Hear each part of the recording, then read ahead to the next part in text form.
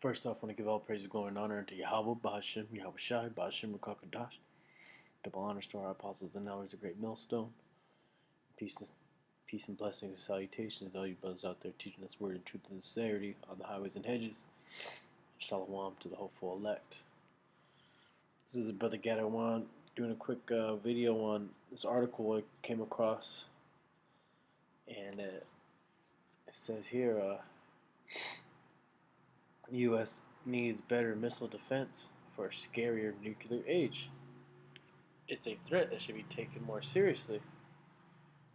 Okay, and then I got it from this, where it says the U.S. would be all but defenseless from a mass attack by nuclear superpowers China and Russia. I'll blow that up for y'all. Okay, and this is Bloomberg. So it is becoming more and more possible in mainstream that America's going to get hit with nuclear missiles, and we've been saying that, all right? We've been the apostles, starting with the apostles and elders, they've been saying that in the spirit, and now it's coming to pass that it's become mainstream news.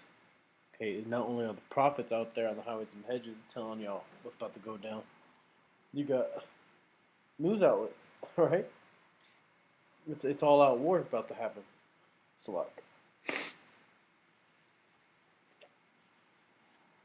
Okay. So let me read some of this article. This was posted May 29th, but I just saw it today. Today's June 5th. In the last few weeks, the world has become a measurably more dangerous place. The apparent collapse of the North Korea talks, U.S. withdrawal from the Iran nuclear pact, Russia's threat to shoot down U.S. planes over Syria, and China's placement of anti-ship and anti-air missiles on its manufactured islands in the South China Sea have all pushed the needle one tick closer to the unthinkable nuclear war. So now more than ever, it's time to think about it and plan for it.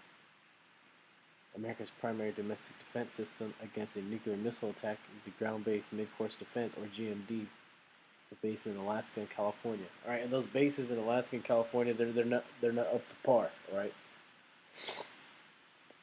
they're going to fail miserably. More than $40 billion has been spent on this successor to Ronald Reagan's so-called Star Wars project. Yet, it has only 44 kill vehicles intended to defend against a small-scale intercontinental attack of the sort North Korea might attempt. All right, and the success rate in testing is only 50%. So, in other words, you ain't ready for these missiles. All right, and they're coming. Let me bring this up. This is Revelation 9:16. And the number of the army of the horsemen were 200,000. And I heard the number of them, right? At 200,000, that's 200 million. 1,000,000 is a million, so that's 200 million. And thus I saw the horses in the vision, and them that sat on them having breastplates of fire, and of jacinth and brimstone. And the heads of the horses were as the heads of lions, and out of their mouths issued fire, smoke, and brimstone. Right? And these three, and by these three was the third part of men killed by the fire, and by the smoke, and by the brimstone which was issued out of their mouths. Right? Well, that third part of men represents the wicked. For the power is in their mouth and in their tails. Right? And that mouth is speaking of the nuclear warhead. That's where the power is, and in their tails is the rocket propulsion. Right? That makes it intercontinental. Okay, and in their tails, for their tails were like unto serpents, and had heads, and with them they do hurt. And that's a spirit. Okay, they look like serpents when they fly, and they had heads, war heads, and with the war heads they do hurt. With them they do hurt. And what's the hurt? That fire and brimstone and nuclear destruction. And the number of them being 200 million. The U.S. missile defense ain't ready to handle that, man. Can barely handle. North Korea has a much more sophisticated nuclear attack. All right, it's not just like gonna shoot a little rocket over here. They plan on doing damage. Okay, and it says there was only a 50% success rate. They got another one in Eastern Europe. It's an onshore version of the Navy's excellent Aegis combat system, and is intended to protect Europe from Iranian nuclear attack. but it isn't geared toward defending the longer-range ballistic missile Iran is thought to be developing in violation of UN resolutions. All right, so they're not even ready for these smaller nations.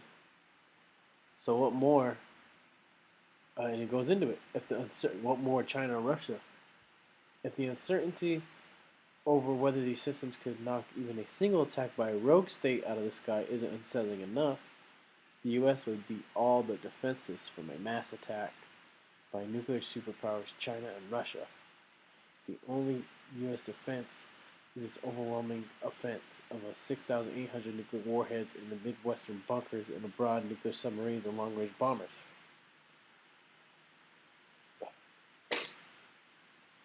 So, America is through. Okay, it can't knock down a single attack from a rogue state.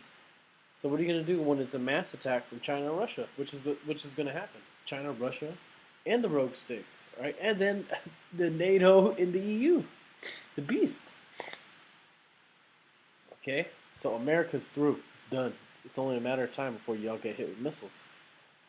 Yet there are reasons for optimism. Okay, yeah, and now it gets into BS. Okay. Oh.